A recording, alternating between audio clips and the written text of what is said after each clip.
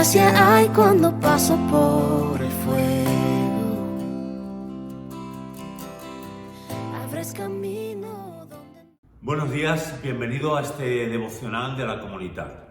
Seguimos trabajando y pensando y reflexionando en esta semana sobre la espiritualidad integral.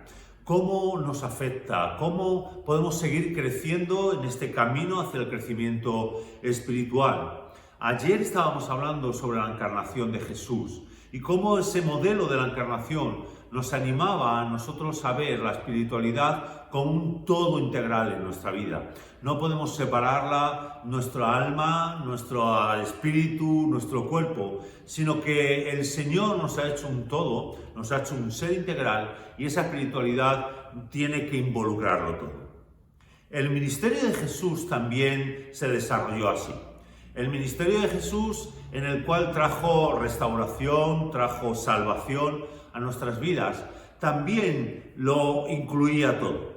Él no solo se preocupó por nuestra salvación, la salvación de nuestro espíritu, de nuestra alma, sino que cuando Él se movió y sirvió a las personas con las cuales Él estaba en este mundo, Él las sirvió integralmente.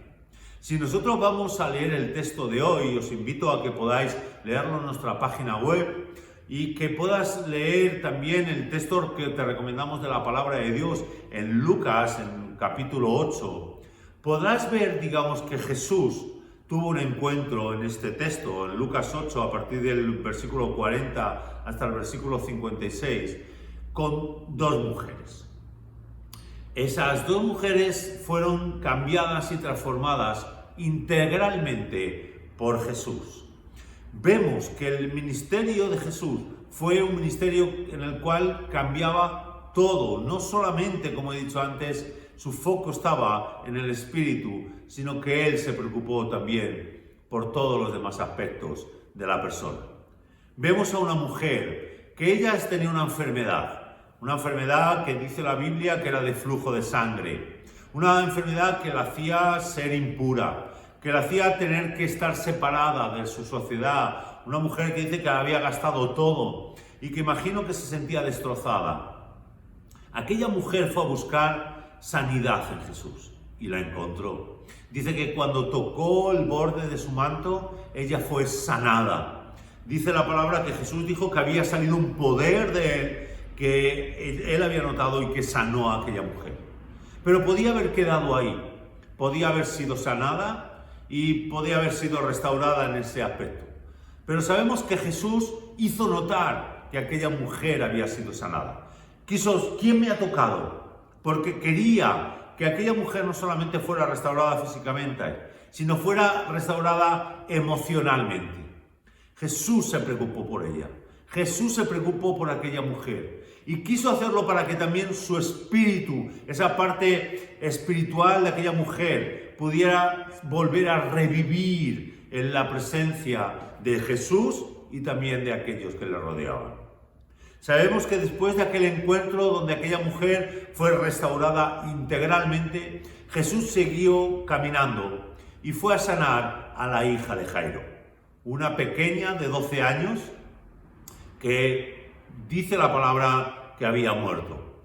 Pero que Jesús, a pesar de las burlas, a pesar de la oposición, restauró y resucitó y trajo de nuevo a la vida. Jesús se preocupaba. Jesús se preocupaba por el espíritu de las personas, pero también se preocupaba por el aspecto físico de aquellas mujeres. A una las restauró, las sanó, a otra las resucitó. Nuestra espiritualidad es completa. Y el ministerio de Jesús lo demuestra. Él se preocupó por mujeres, por hombres, por personas que no solamente tenían un dolor espiritual, no solamente estaban muertos espiritualmente, no solamente estaban heridos emocionalmente, sino tenían problemas también en lo físico. Nosotros necesitamos entender que la restauración del Señor, que este camino que estamos haciendo hacia el crecimiento espiritual entraña también todos los aspectos físicos y emocionales de nuestra vida. Te invito a pensar en tu vida. Te invito a pensar qué necesitamos cada uno de nosotros que el Señor toque cambie y restaure también en lo emocional y lo físico, para que podamos seguir creciendo, para llegar a ser aquellas personas que Dios tiene pensado que lleguemos a ser.